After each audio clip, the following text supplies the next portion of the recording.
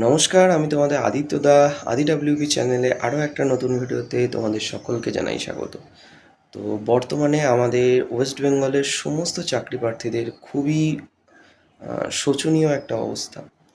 বিশেষত West Bengal police কনস্টেবলের চাকরি প্রার্থীদের তো মানে ডিপ্রেশন আলাদাই একটা লেভেলে চলে গেছে। কারণ 2024 সালের 5ই মার্চ তার ফর্ম ফিল আপ হয়। এরপর কিছুদিন পরের থেকে শুরু হয় ওবিসির কেসের মালা, এবং সেটা চলতে চলতে চলতে চলতে 2025-এর নভেম্বরের 30 তারিখে হয় ডাব্লিউবিপি কনস্টেবলের পরীক্ষা, এবং তারপরে জানুয়ারি মাসে যথারীতি হয় ইন্টারভিউ, রান, তারপরে ফেব্রুয়ারি মাসে হয় ইন্টারভিউ। আমরা সবাই ভেবেছিলাম দীর্ঘ এতদিন পর হয়তো ভোটের আগে আমরা জয়েন করতে পারবো ডাব্লিউবিপি কনস্টেবলে, কিন্তু আবারও সেই কেসের মালা, আবারও ঝুলে গেল সেই রেজাল্ট, এবং তারপর থেকে এখনও সেই চলছে। তারপরে আমরা ভাবলাম সরকার হয়তো পরিবর্তন হয়ে আসার পর নতুন যে গভর্নমেন্ট আছে সে এসে আমাদের হয়তো এই জয়েন করিয়ে দেবে, কিন্তু তারপরেও এখনও তার কোনো সদ্গতি হচ্ছে না।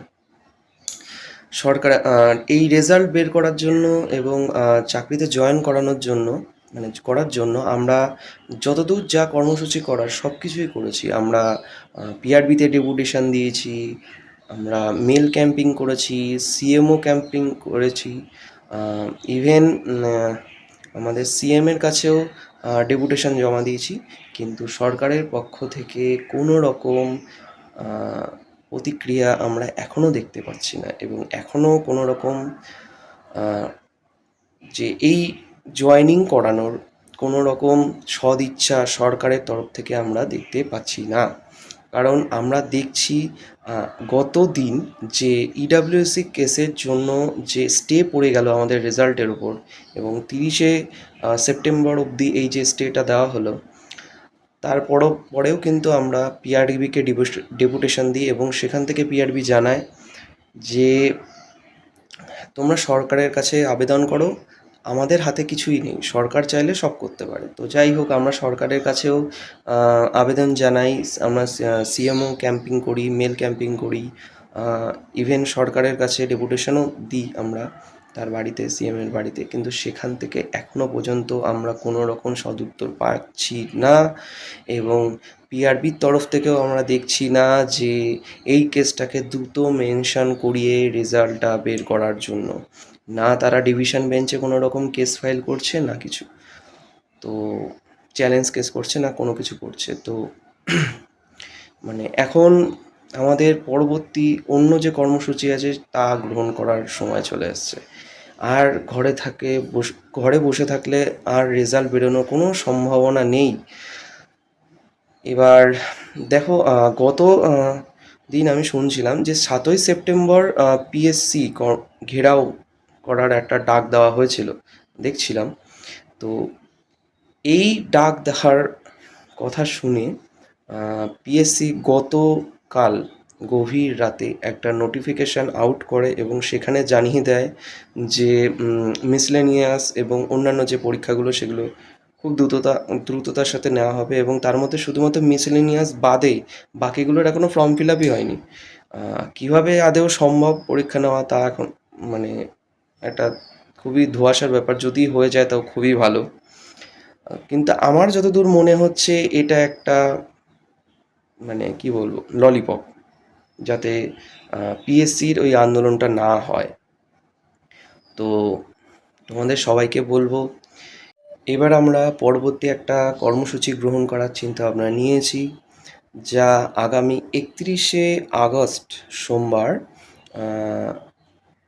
একটা শান্তিপূর্ণ মিছিল করার চিন্তাভাবনা নেওয়া হচ্ছে। এখনও যেহেতু যারা দূরের আছো, যেমন যারা নর্থ বেঙ্গল থেকে আছো, তারা অবশ্যই আসার চেষ্টা করো। এবং আমরা দেখেছি আগের 17ই আগস্ট যে মিছিলটা হয়েছিল, সেখানে দেখেছি যে নর্থ বেঙ্গল এবং অন্যান্য দূরের যারা আছে তারাই বেশি অংশগ্রহণ করে। তো তোমাদের সবাইকে বলবো, তোমরা এখনই মানে ট্রেনের টিকিট কেটে রাখো। আমরা কোর্ট থেকে পারমিশন করছি, এবং এটা আগামী 1-2 দিনের মধ্যেই আমরা শিওর জানিয়ে দিতে পারবো। তো হয়তো ডেটটা চেঞ্জ হতেও পারে, নাও হতে পারে, কিন্তু 99% ধরে রাখো যে সোমবারই হচ্ছে। ঠিক আছে, 31শে আগস্টই হচ্ছে। তো এত আগে যদি তোমরা না করো, তাহলে কি হবে যে পরবর্তীতে তোমরা টিকিট পাবে না। ঠিক আছে, আসার জন্য টিকিট কাটতে পারবে না। তো তোমরা করে রাখো। হয়তো সেটা পরে রিফান্ড করলে হয়তো 80 টাকা মতন কেটে নেবে, কিন্তু তাও পরে কিন্তু তোমরা আসার মতন টিকিট করতে পারবে না, কারণ সময় খুবই কম, শর্ট টাইম। তো সবাইকে বলবো, যারা আগের বার আসোনি, এবার অবশ্যই এই মিছিলে অংশগ্রহণ করো। কারণ নিজের অধিকার বুঝে নেওয়ার সময় এসেছে। এখনও যদি তোমরা ঘরে বসে থাকো, তাহলে ডাব্লিউপি কনস্টেবলের রেজাল্টের আশা ভুলে যাওয়ার কথাই আমি বলবো। রেজাল্ট আসার কোনো সম্ভাবনাই নেই। ঠিক আছে, আমাদের একটাই দাবি যে পুজোর আগে রেজাল্ট বার হোক এবং জয়নিং হোক, যেটা আমাদের মাননীয় সিএম শুভেন্দু অধিকারী মহাশয় আমাদের পূর্বে বলেছিলেন, সেটাই তিনি পূরণ করুন। এটাই আমাদের এক দাবি। তো আজকের জন্য এটুকুই। যদি ভিডিওটা ভালো লেগে থাকে তাহলে অবশ্যই একটা লাইক করে দিও, এবং চ্যানেলে যদি নতুন হয়ে থাকো তবে চ্যানেলটিকে সাবস্ক্রাইব করে রেখো, যাতে নতুন নতুন যখনই কোনো আপডেট আসে সেটা যেন সবার আগে তোমার কাছে পৌঁছে যায়। তো আজকের জন্য এখানেই শেষ করছি। দেখা হচ্ছে পরবর্তী নতুন ভিডিওতে। ততক্ষণের জন্য সুস্থ থাকবে, ভালো থাকবে। জয় হিন্দ, বন্দে মাতরম।